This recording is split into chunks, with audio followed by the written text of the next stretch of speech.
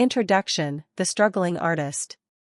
Marcus King's life was a masterpiece, painted in shades of struggle and perseverance. Born and raised in a modest neighborhood on the outskirts of Atlanta, Georgia, Marcus grew up surrounded by the vibrant tapestry of his community, a place alive with music, culture, and unspoken dreams. From an early age, he showed an extraordinary talent for art, sketching scenes of everyday life on scraps of paper his mother salvaged from her job at the local diner. Despite his raw talent, the world he lived in often seemed determined to keep him from reaching his full potential. Marcus's passion for art was his sanctuary. He found beauty in the mundane and power in the overlooked, channeling his emotions into every stroke of his brush. But the road was anything but easy. His family, while supportive, often struggled to make ends meet. Marcus's mother worked double shifts to support her 3 children, and his father, a factory worker, was often too exhausted to do much more than offer a tired smile of encouragement. Art supplies were a luxury Marcus couldn't afford. He often repurposed old magazines, cardboard, and even discarded fabric to create his pieces. Despite the limitations, his works were brimming with soul, each painting telling a story of resilience, hope, and the beauty of his heritage. In high school, his talent caught the attention of an art teacher, Mrs. Caldwell, who saw in Marcus a brilliance that could not be ignored. She encouraged him to apply for scholarships and participate in local art competitions. Her belief in him was a lifeline. It was through her guidance that Marcus managed to secure a scholarship to attend an art school in New York City, a world away from the streets where he had grown up. The struggles of an emerging artist. The move to New York was both exhilarating and intimidating. The city was a mecca for artists, but it was also an unforgiving battleground. Marcus quickly realized that talent alone was not enough. The art world was riddled with gatekeepers who often valued connections and appearances over genuine creativity. As a Black artist from a working-class background, Marcus faced barriers at every turn. His classmates came from privileged backgrounds, armed with resources and connections he could only dream of. Gallery openings and networking events felt like exclusive clubs, where Marcus's presence was often met with polite smiles that concealed dismissive glances.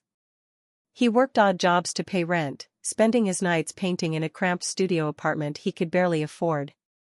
Rejection became a constant companion. Gallery after gallery turned him away, their reasons thinly veiled excuses. "Your style is too niche. We're looking for something more mainstream." Marcus knew the truth, it wasn't just about his art, it was about who he was. The subtle, insidious racism that permeated the art world weighed heavily on him, but he refused to let it extinguish his passion. A glimmer of hope. Despite the setbacks, Marcus's work began to gain attention in small circles. He started showcasing his pieces at community art fairs and local events, where his raw, emotive style resonated with everyday people. His paintings, often centered on themes of identity, struggle, and hope, struck a chord with those who saw them. Slowly but surely, he began to build a following. One day, Marcus received an invitation to participate in an emerging artist showcase at a small gallery in Brooklyn. It was a modest opportunity, but to Marcus, it was a sign that his hard work was beginning to pay off. The event brought him into contact with other struggling artists, and for the first time, he felt a sense of camaraderie in a world that had often felt isolating. A step towards recognition. Encouraged by the response to his work, Marcus decided to take a bold step. He prepared a portfolio of his best pieces, vivid, powerful works that encapsulated his journey, and set his sights on an upscale gallery in Manhattan, Armand Fine Arts. The gallery was known for its exclusive clientele and reputation for launching artists into the mainstream. It was a long shot, but Marcus believed in his art and knew it deserved a place on those pristine white walls. On the day of his visit, Marcus dressed in his best, a crisp shirt, tailored pants, and polished shoes. He carried his portfolio with care, his hands trembling with a mix of excitement and nervousness. The gallery's facade was imposing, with its sleek glass doors and minimalist design. As he stepped inside, he was greeted by a symphony of silence, the walls adorned with abstract pieces priced higher than Marcus's yearly rent. A receptionist greeted him with a cursory glance, her eyes flicking over his appearance, before returning to her computer. "Do you have an appointment?" she asked, her tone clipped. Marcus explained his purpose, his voice steady, despite the knot of anxiety in his chest. After a moment of hesitation, she directed him to wait. As Marcus sat in the pristine lobby, surrounded by art that seemed worlds apart from his own, he couldn't shake the feeling that he didn't belong. But he pushed the thought aside. This was his moment, and he wasn't going to let doubt steal it from him. Little did Marcus know, the encounter that awaited him would change his life forever, though not in the way he had hoped. "Let me save you some time, Mr. King," Walter began, his tone dripping with condescension.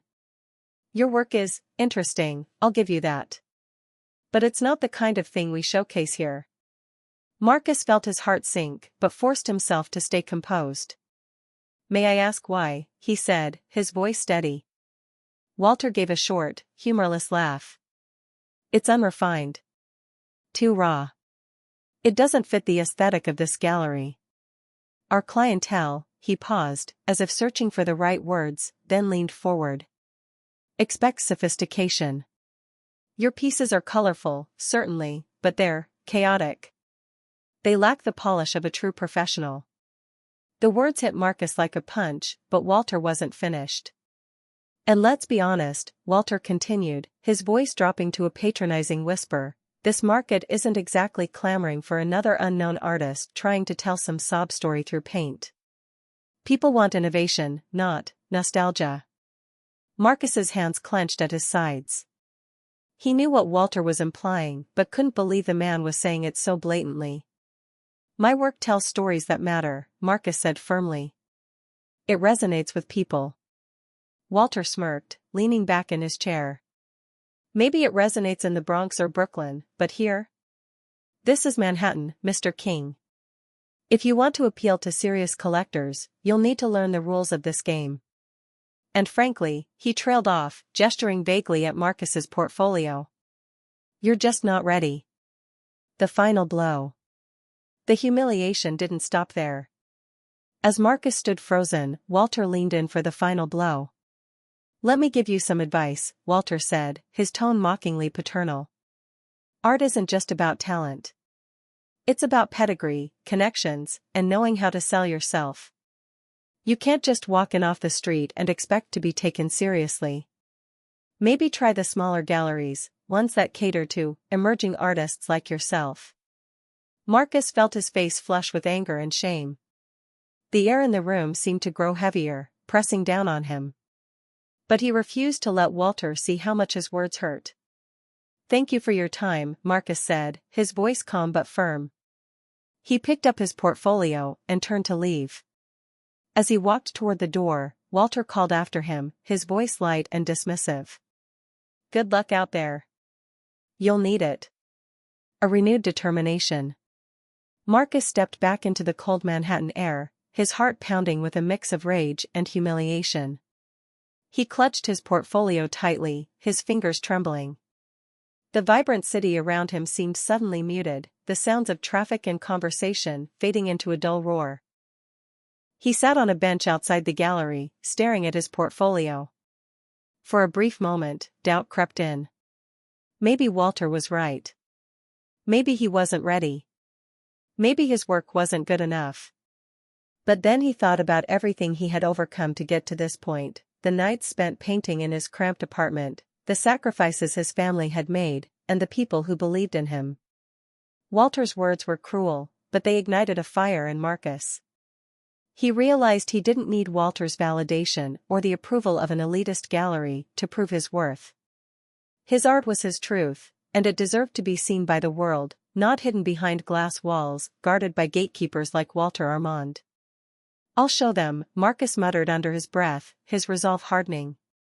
"I'll show them all." With renewed determination, Marcus rose from the bench and walked away from the gallery. This wasn't the end of his story, it was just the beginning. Rise to fame, from rejection to recognition. Walking out of Armand Fine Arts that cold winter day, Marcus King felt a mix of anger, humiliation, and determination. Walter Armand's condescending remark still echoed in his mind, but instead of allowing them to defeat him, Marcus used the sting of rejection as fuel. He vowed to make his art undeniable and find a platform where his voice, and the voices of countless others, could be heard. The digital stage. Returning to his small studio apartment in Brooklyn, Marcus sat on his creaky chair, staring at his unfinished canvas. The room was cramped and cluttered with brushes, paint tubes, and sketchbooks. But despite its modest size, it was his sanctuary. He realized that the traditional route of gaining gallery representation wasn't for him. If gatekeepers like Walter Armand weren't willing to open doors for him, Marcus would create his own path. He decided to take his work online. Over the next few weeks, Marcus poured his energy into building a presence on social media platforms. He created an Instagram account, where he began sharing images of his paintings alongside the stories that inspired them. Each post carried a piece of his soul, whether it was a vivid portrait of his mother, a scene depicting the vibrant chaos of his neighborhood, or an abstract expression of resilience. At first, his posts garnered little attention. But as Marcus continued to share consistently, something shifted. A few followers turned into hundreds, then thousands. People resonated with his art, not just because of its visual appeal, but because of the raw, emotional stories behind each piece. His captions spoke about perseverance, cultural identity, and the beauty of life's struggles. His followers began sharing his posts, tagging friends, and even creating their own interpretations of his work. One day, an influencer with millions of followers shared one of Marcus's pieces, praising its depth and authenticity. The post went viral, propelling Marcus into the spotlight almost overnight. His inbox flooded with messages, some from fans, others from small galleries, and even a few collectors curious about purchasing his work. Building a community. As Marcus's online presence grew, so did his opportunities. He connected with other artists, many of whom had faced similar challenges breaking into the mainstream art world. Together, they created a collective called Voices Unseen, an online platform where underrepresented artists could showcase their work, share resources, and support one another. The collective hosted virtual exhibitions, drawing thousands of attendees from around the world. Marcus's work often headlined these events, and his unique style, a fusion of bold, colorful imagery and deeply personal storytelling, became a signature that critics and collectors began to notice. Meanwhile, Marcus continued painting with relentless passion. His studio became a revolving door of ideas and collaborations. He worked tirelessly, often losing track of time as he poured his heart into his canvases. Each piece was a declaration. He wasn't just an artist, he was a storyteller, a cultural archivist, and a voice for those who had been overlooked. The breakthrough moment. The turning point came during one of Voices Unseen's exhibitions. A renowned art critic, Olivia Hartman, attended out of curiosity after hearing whispers about Marcus's work. She was captivated by his piece titled Roots Rising, a sprawling, vivid painting depicting the interconnected lives of a community, with strong roots anchoring them to their heritage. The next day, Hartman published an article in a major art magazine, calling Marcus King the voice of a new generation of artists. Her review described his work as a masterful blend of raw emotion and cultural celebration, unafraid to confront the complexities of identity and struggle. The article catapulted Marcus into a realm of recognition he had only dreamed of. Suddenly, invitations to prestigious art shows and galleries began pouring in. Collectors, who had once dismissed him as an unknown, clamored to own his pieces. His email was flooded with offers, each one more lucrative than the last. One of the biggest opportunities came when Marcus was invited to showcase his work at the New York Art Gala, an exclusive event attended by some of the most influential names in the industry. Marcus knew this was his chance to solidify his place in the art world. The art auction, millions on the line. At the New York Art Gala, Marcus unveiled a series of 5 paintings titled The Journey Collection. Each piece represented a different stage of his life, from his childhood in Atlanta to his struggles in New York, culminating in a triumphant depiction of hope and resilience. The collection was a sensation. Guests marveled at the vibrancy of his colors, the depth of his storytelling, and the emotional power of his work. During the gala's charity auction, all 5 pieces were put up for sale. The room buzzed with anticipation as the bidding began. To Marcus's astonishment, the first piece, Humble Beginnings, sold for $500,000. The next piece, The Fight Within, went for $800,000. By the time the final painting, Rising Above, was auctioned, the bids had surpassed $1.5 million. The entire collection sold for a staggering $4.2 million. Marcus stood in the center of the room, overwhelmed by emotion as the audience erupted in applause. He had gone from being mocked and dismissed to becoming one of the most sought-after artists of his generation. Collectors and critics alike hailed him as a visionary, a trailblazer who had reshaped the art world with his unapologetic authenticity. A new chapter. The auction was more than a financial success, it was a validation of Marcus's talent, determination, and belief in his art. With his newfound wealth and influence, Marcus didn't forget the struggles that shaped him. He used a significant portion of his earnings to expand Voices Unseen, providing grants and resources for emerging artists from underrepresented communities. He also began mentoring young artists, visiting schools and community centers to share his story. Marcus wanted to be a beacon of hope for those who, like him, had once felt overlooked and underestimated. As his career flourished, Marcus became a household name, featured in magazines, interviews, and documentaries. But through it all, he remained grounded, never losing sight of the passion that started it all. Standing in his now spacious studio, Marcus gazed at a blank canvas. The world finally recognized his talent, but his journey was far from over. He picked up his brush, ready to create the next masterpiece, a testament to the resilience of the human spirit. The tables turn, buying the gallery.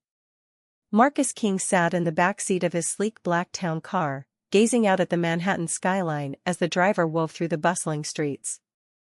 It had been 5 years since he'd last stood in front of the glass facade of Armand Fine Arts, a name that now stirred a mix of emotions within him. The gallery, once a symbol of rejection and ridicule, was about to become part of his legacy. The world had changed dramatically for Marcus since that fateful day when Walter Armand had dismissed him as unworthy. His art was now celebrated globally, with exhibitions in Paris, Tokyo, and Cape Town. His name was synonymous with innovation and authenticity, and his paintings hung in prestigious museums and private collections. Despite his success, Marcus had never forgotten Walter's words, or the humiliation he'd endured. But now, the circumstances had shifted, and Marcus held all the power. A struggling legacy. Armand Fine Arts wasn't what it used to be. The once thriving gallery had been hit hard by changing times. Younger, more inclusive galleries had emerged, drawing attention away from Walter's outdated collection of abstract minimalism. His stubborn refusal to adapt, clinging to the elitist practices that once defined his success, had left the gallery financially unstable. When Marcus had learned through industry contacts that Walter was considering selling the gallery to cover mounting debts, he couldn't ignore the opportunity. It wasn't about revenge, it was about transforming a space that had once excluded him into one that could uplift others like him. Marcus stepped out of the car, adjusting his tailored navy suit. He stared up at the familiar glass doors, the same ones he had walked through as a struggling artist, portfolio in hand. This time, there was no nervous energy, only quiet confidence. With a deep breath, he pushed the door open and stepped inside. A familiar scene. The interior of the gallery hadn't changed much. The same marble floors, the same muted lighting, and the same cold, sterile atmosphere. The art on the walls was uninspired, the kind of work Marcus now recognized as technically skilled but lacking heart. He noticed the receptionist at the desk, different from the one who had dismissed him years ago, but her demeanor was the same, bored, indifferent, and vaguely annoyed at his presence. "I'm here to see Mr. Armand," Marcus said calmly. The receptionist barely glanced up. "Do you have an appointment?" Marcus smiled. "I think he'll want to see me." After a few moments of hesitation, she picked up the phone and made a call. Marcus could hear muffled words on the other end, and then the receptionist gestured toward the hallway. "He'll see you." Marcus walked down the same hallway he had once nervously navigated, his footsteps echoing against the marble floors. At the end of the hall, Walter Armand's office door stood slightly ajar. Marcus stepped inside without hesitation. Walter Armand's reality. Walter looked up from his cluttered desk, his face creased with lines that hadn't been there before. His once slick appearance had given way to a man who looked worn and frazzled. The recognition in his eyes was immediate, but it was followed by confusion, and perhaps a flicker of fear. "Marcus King," Walter said, his voice faltering. "What a surprise." "Hello, Walter," Marcus replied, his tone steady, but laced with subtle authority. "I hear you're looking to sell." Walter's eyes widened slightly, and he leaned back in his chair. "Word travels fast, doesn't it?" He tried to chuckle, but it came out hollow. "Yes, I've been considering my options. The market hasn't been kind lately." Marcus walked toward the desk, taking in the room that had once been the site of his humiliation.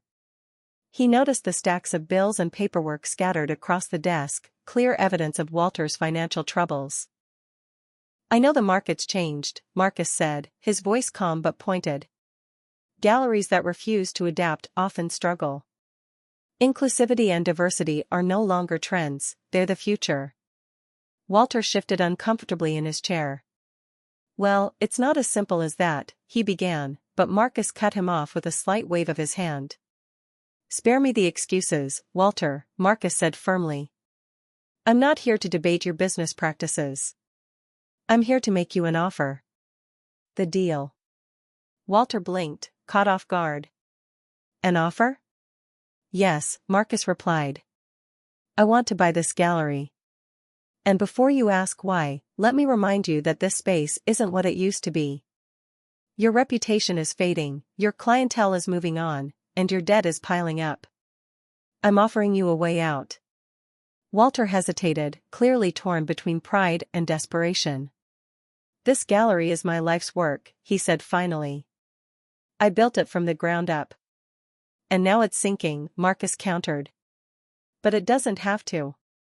Under my ownership, this gallery could become something far greater than it ever was. It could be a platform for artists who were overlooked, dismissed, or excluded, just like I was when I walked through those doors years ago." Walter flinched at the reminder, but said nothing. He stared at Marcus, weighing his options. Finally, he leaned forward, his voice low. "What's your offer?" Marcus slid a piece of paper across the desk. Walter's eyes scanned the numbers, and his expression shifted from disbelief to resignation. The offer was generous, more than fair, given the gallery's current state. "I'll need time to consider," Walter said, trying to regain some semblance of control. "Take all the time you need," Marcus replied, standing up. "But remember this, I don't need this gallery. I want it. There's a difference." With that, Marcus left the office, leaving Walter to contemplate his future. A new era for Armand Fine Arts. A few weeks later, the deal was finalized. Walter Armand quietly stepped down, and Marcus became the new owner of the gallery. The first thing he did was change its name. The sleek letters spelling Armand Fine Arts were replaced with a bold new sign, King's Collective. The transformation of the gallery was swift and dramatic. Gone were the cold, impersonal pieces that once lined the walls. Instead, the space was filled with vibrant, diverse works from artists of all backgrounds. King's Collective became a hub for underrepresented voices, hosting exhibitions that celebrated stories of resilience, culture, and identity. Marcus also implemented programs to support emerging artists, offering grants, mentorship, and residencies. The gallery became known for its warmth and accessibility, a stark contrast to the elitist atmosphere it had once embodied. A full-circle moment. The grand reopening of King's Collective was a star-studded event, attended by influential collectors, critics, and artists. Marcus stood at the center of the bustling gallery, surrounded by. "I know the market's changed," Marcus said, his voice calm but pointed. "Galleries that refuse to adapt often struggle. Inclusivity and diversity are no longer trends, they're the future. Walter shifted uncomfortably in his chair. Well, it's not as simple as that, he began, but Marcus cut him off with a slight wave of his hand. Spare me the excuses, Walter, Marcus said firmly. I'm not here to debate your business practices. I'm here to make you an offer. The deal. Walter blinked, caught off guard. An offer? Yes, Marcus replied. I want to buy this gallery. And before you ask why, let me remind you that this space isn't what it used to be. Your reputation is fading, your clientele is moving on, and your debt is piling up. I'm offering you a way out. Walter hesitated, clearly torn between pride and desperation. This gallery is my life's work, he said finally. I built it from the ground up. And now it's sinking, Marcus countered. But it doesn't have to. Under my ownership, this gallery could become something far greater than it ever was. It could be a platform for artists who were overlooked, dismissed, or excluded, just like I was when I walked through those doors years ago. Walter flinched at the reminder, but said nothing. He stared at Marcus, weighing his options. Finally, he leaned forward, his voice low. What's your offer? Marcus slid a piece of paper across the desk. Walter's eyes scanned the numbers, and his expression shifted from disbelief to resignation. The offer was generous, more than fair, given the gallery's current state. I'll need time to consider, Walter said, trying to regain some semblance of control. Take all the time you need, Marcus replied, standing up. But remember this, I don't need this gallery. I want it. There's a difference. With that, Marcus left the office, leaving Walter to contemplate his future. A new era for Armand Fine Arts. A few weeks later, the deal was finalized. Walter Armand quietly stepped down, and Marcus became the new owner of the gallery. The first thing he did was change its name. The sleek letters spelling Armand Fine Arts were replaced with a bold new sign, King's Collective. The transformation of the gallery was swift and dramatic. Gone were the cold, impersonal pieces that once lined the walls. Instead, the space was filled with vibrant, diverse works from artists of all backgrounds.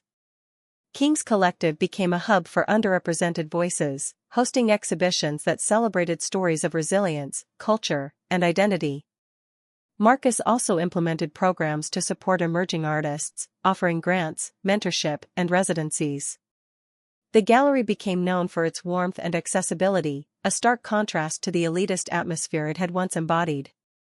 A full-circle moment. The grand reopening of King's Collective was a star-studded event, attended by influential collectors, critics, and artists. Marcus stood at the center of the bustling gallery, surrounded by pieces that told stories as rich and powerful as his own. As the evening unfolded, Marcus spotted Walter in the crowd. The former gallery owner looked out of place, his tailored suit no longer a symbol of power but a reminder of a bygone era. Walter approached Marcus hesitantly, a glass of champagne in hand. This place looks incredible, Walter admitted, his voice tinged with genuine admiration. Thank you, Marcus replied, offering a polite smile. Walter hesitated before speaking again. I didn't see this coming, you know. I never thought. Well, you proved me wrong. Marcus nodded, his expression calm. It's not about proving you wrong, Walter. It's about creating something meaningful, something bigger than both of us. Walter fell silent, nodding in quiet acknowledgement. As the evening continued, Marcus couldn't help but feel a sense of closure. He had turned his pain into purpose, his rejection into a revolution. King's Collective wasn't just a gallery, it was a testament to the power of resilience, transformation, and the belief that art could change the world, a legacy of empowerment, beyond revenge. The transformation of Armand Fine Arts into King's Collective marked the beginning of a new chapter, not just for the gallery but for the art world as a whole. Marcus King's vision for the space extended far beyond showcasing his own success. He wanted it to be a beacon for those who had been excluded, ignored, or underestimated, just as he had once been. The mission of King's Collective. Under Marcus's leadership, King's Collective became a hub for underrepresented voices in the art world. The gallery's mission was clear: to amplify artists from diverse backgrounds, especially those whose work reflected the complexities of identity, struggle, and resilience. Marcus implemented several groundbreaking initiatives. Open submissions. Instead of requiring artists to have agents or prestigious degrees, the gallery accepted open submissions, evaluating work solely on its merit and emotional resonance. Artist residencies. Marcus established a residency program that provided emerging artists with studio space, mentorship, and financial support. These residencies were aimed at individuals from marginalized communities who often lacked access to resources. Community engagement. The gallery began hosting workshops, panel discussions, and art classes for people of all ages, especially in underserved neighborhoods. Marcus believed that art should be accessible to everyone, not just the elite. Global collaborations. King's Collective partnered with organizations worldwide to create opportunities for artists to showcase their work on an international stage. These initiatives turned the gallery into a living, breathing organism, constantly evolving, inclusive, and vibrant. Walter's redemption. For Walter Armand, watching Marcus transform the gallery he had built was a humbling experience. Initially, he attended events at King's Collective out of curiosity, but each visit became a mirror reflecting his own shortcomings. He saw artists whose work was bold, authentic, and deeply moving, qualities he had dismissed in the past. Walter began to realize that his rigid ideas about art and success had not only limited others, but had also limited himself. He saw how his elitism had kept him from recognizing talent and innovation when it was right in front of him. One evening, after an exhibition that highlighted young artists from immigrant backgrounds, Walter approached Marcus. There was no arrogance in his demeanor, only sincerity. "Marcus," Walter began, "I owe you an apology. Not just for the way I treated you, but for everything I refused to see back then. You've done something extraordinary here, something I could never have imagined." Marcus studied Walter for a moment before replying. "I appreciate that, Walter. But this isn't just about proving you wrong. It's about creating something better, for everyone." Walter nodded, his expression a mixture of regret and respect. "I see that now. And if there's any way I can help, I'd like to." Marcus, always one to believe in second chances, found a role for Walter at the gallery. He became a mentor to emerging artists, using his decades of experience in the art world to guide them while learning from their fresh perspectives. Walter's transformation became one of the many success stories tied to King's Collective. Inspiring a movement. The success of King's Collective rippled far beyond its walls. Marcus's journey became a source of inspiration for countless artists who had felt excluded or undervalued. News outlets and art magazines frequently covered the gallery's innovative approach, and Marcus was invited to speak at conferences and universities worldwide. His speeches were not just about art but about resilience, justice, and the power of community. He encouraged young artists to embrace their unique voices, reminding them that their stories were their greatest strength. The gallery's impact also reached policymakers and philanthropists, sparking conversations about funding and accessibility in the arts. Marcus became a driving force behind initiatives to provide grants and scholarships to underprivileged artists, ensuring that the next generation wouldn't face the same barriers he had.